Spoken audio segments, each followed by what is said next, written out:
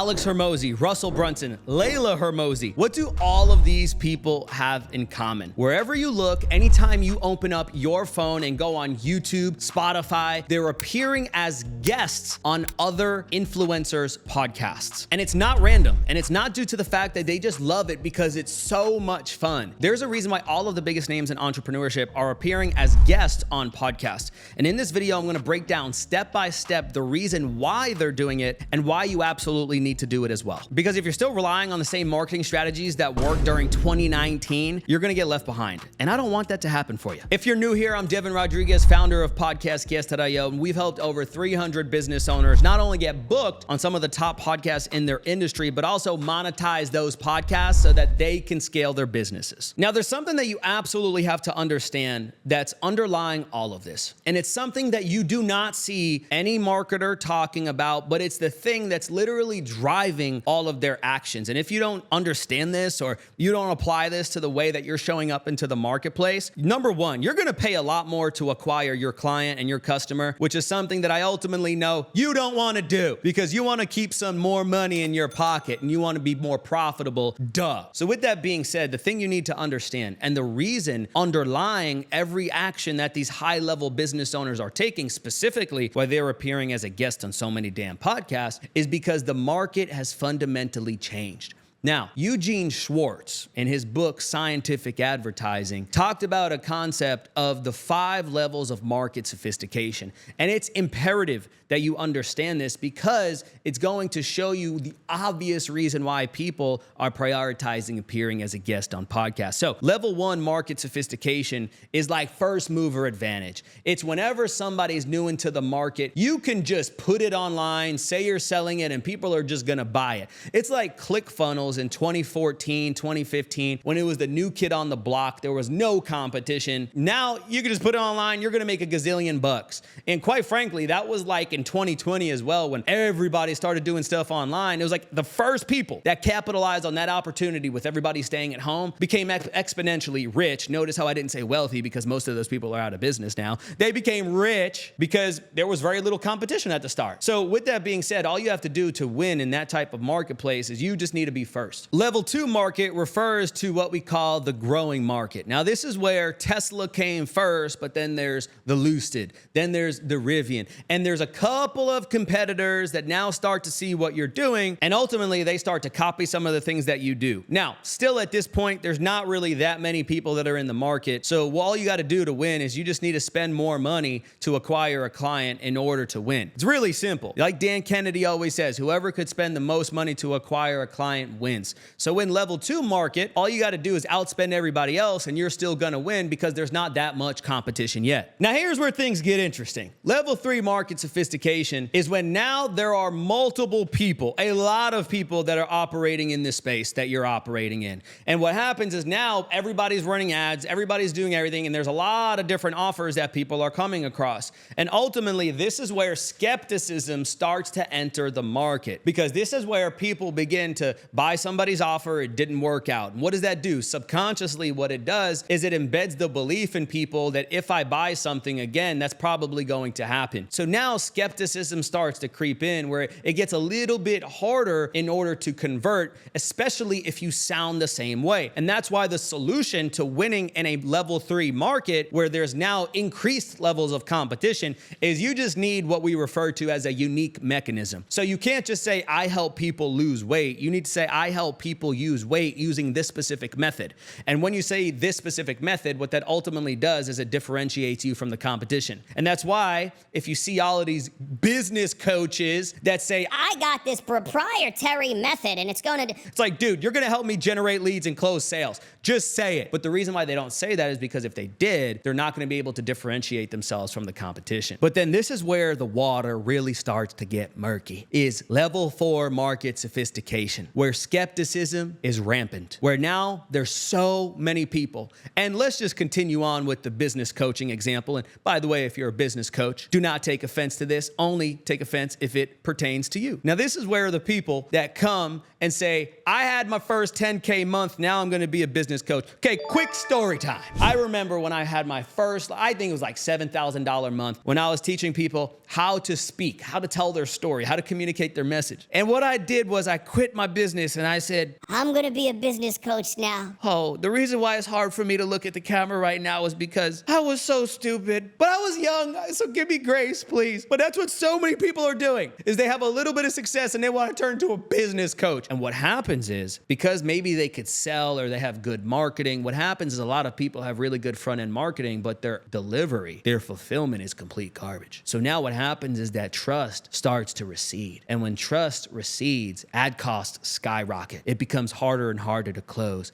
And it's a salesperson's worst dream. But that's not it. Now we go to a level 5 market, which is where we are, where people have been burned time and time and time and time again, with all of these people that said, I'm gonna do this thing for you, and if I don't do it, I'm gonna give you your money back, plus I'm gonna give you my left kidney and my firstborn child. And ultimately, we all know that it's full of BS, because we've all had that experience where we did not get the result, and it was a terrible program, and you probably tried to get the refund and get their left kidney and all of this stuff, and they didn't do it because it was conditional, and they had all of these different conditions that were planted inside the agreement that you didn't take a look at. And I say all of this to say, and of course, I'm being a little dramatic, but this is the state that we're living in right now, is trust is absolutely demolished. Where the market, especially if you sell something that's a service, a high ticket service, people do not trust you. So the thing that you need to optimize around, and the way that you win in a level 5 sophisticated market where there is all-time high of skepticism, is you need to optimize for trust. So whoever can build the most trust with their ideal client, whoever can build the most trust with their audience, wins. Now, to give you a great example of this, let's just use Alex Hormozi, okay? I like his work. I'm not a huge fanboy. I was at one point. My girlfriend could tell you, I used to watch his sales videos, and I used to write them down on index cards and just practice back. I like the guy, okay? I like him. I really still I love him. I love his work. He does great work. But I'm not one of those guys that's going to sit here and just like praise Lord Alex. No, I'm not going to do that. But I am going to use him for an example. Because if you study what he did, he sold Gym Launch. When he sold Gym Launch, that's when he wanted to build his brand, because he wanted to transition from being the gym guy to the business guy. So what he ended up doing was very simple. What he started to do was go on podcast. He went on podcast. He posted the long form podcast. The podcast host posted the long form podcast. But more importantly, he leveraged the content from the podcast and he turned it in all of the content that he would ever need across social media. So now he was omnipresent. So everywhere people looked, all that they saw was good old Alex. So with that being said, understand what I said. It started with podcasts. And then what ended up happening is the more podcasts he went on, the more content he created, the more content distribution he had. He was posting so much content. He was having the long form podcast. And ultimately what ended up happening, I'll tell you what happened. He ended up having a book launch where he sold about $105 million worth of a book / course, or whatever you want to call it. $105 million. Did you just hear what I said? The biggest launch of all time, probably by double, because I know Jason Fladlin, one of my mentors, previously had the record, which I think was $57 million.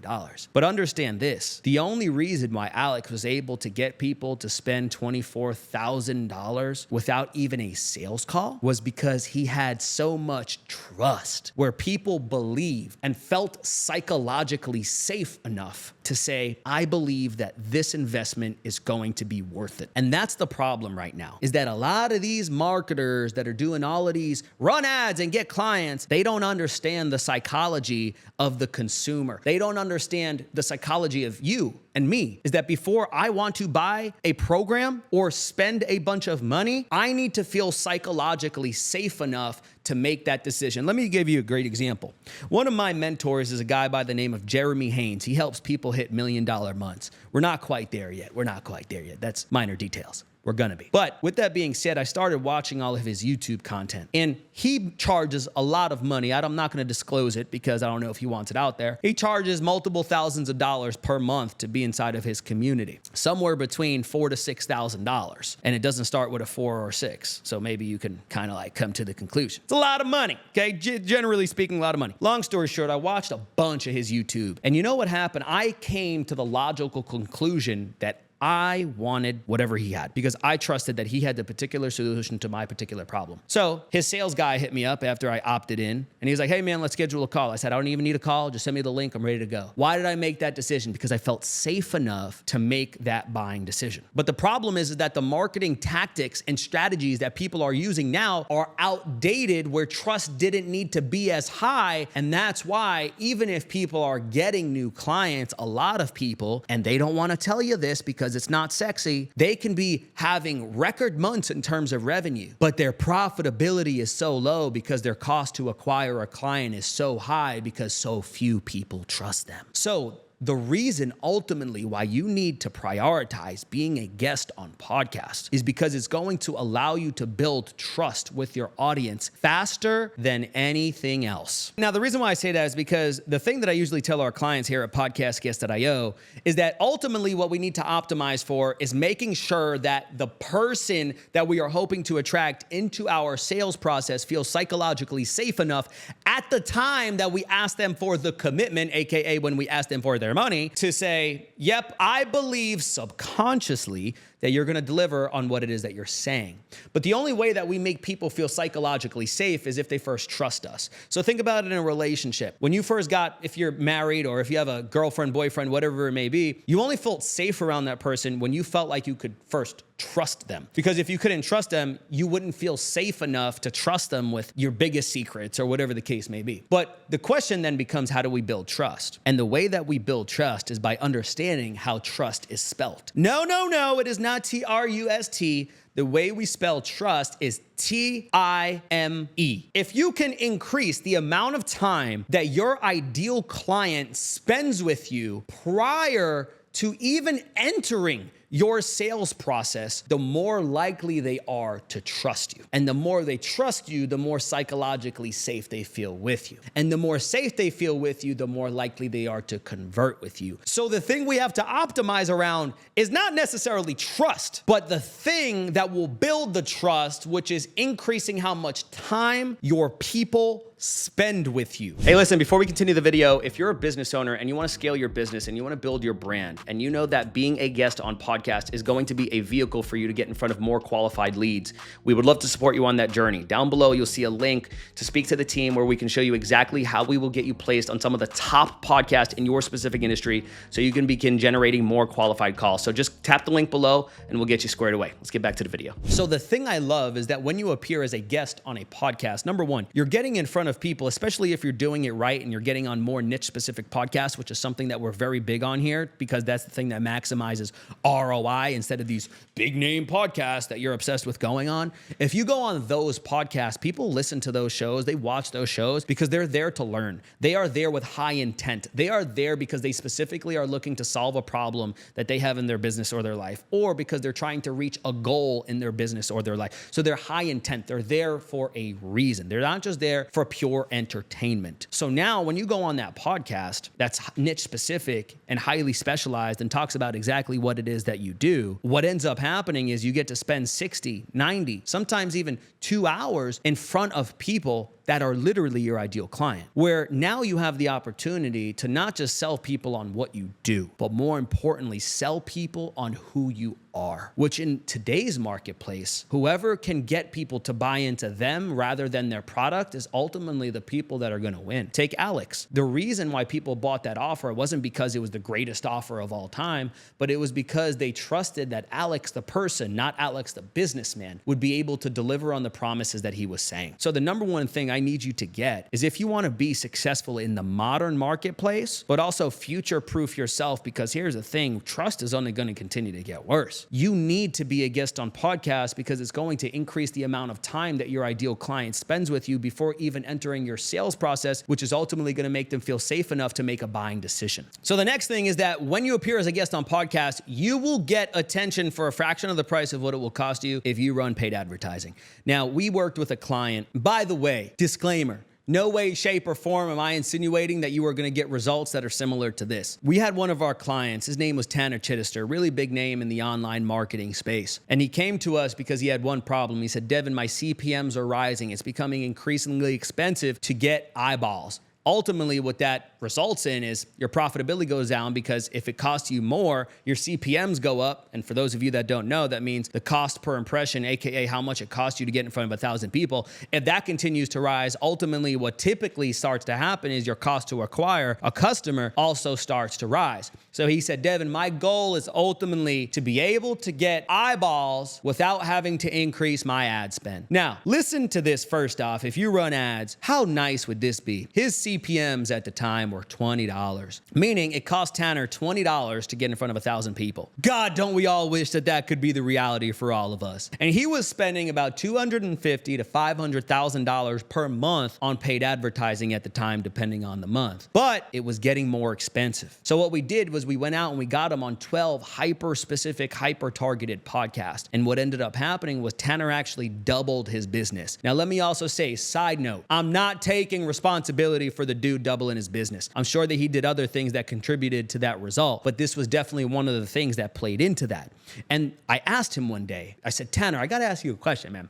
How much money does it typically cost you to get eyeballs? And this is where he told me, he said, Devin, typically it cost me $20 to get in front of 1,000 people. And we got him in front of about 5 million people. So what ended up happening is we saved Tanner $100,000 in ad spend while helping him double the business and keeping that ad spend in his pocket. So now he has new clients, which he could ascend and go to his higher level program, therefore increasing the lifetime value. So now he has a new customer, which is ultimately the most important thing that every business owner wants, because if you do it smart, you can increase lifetime value. He didn't have to spend more money on ads, but more importantly, he's building trust in the marketplace where if he does it the right way and he listens, able to deploy the content from that podcast inside of his organic and paid marketing as well as his sales process to make everything more profitable. So once again, I'm not saying that if you go on podcasts, you're going to double your business and you're going to get all of these millions and millions of people that are going to see you and all of this stuff. I'm not saying that. What I am saying though is that it will cost you a fraction of the price to get attention if you prioritize being a guest on podcast. What I'm not saying is don't go and run ads. It's great to run ads, but if you also want to be able to scale more profitably and get attention for a fraction of the price, you need to be a guest on podcast. And this is a huge reason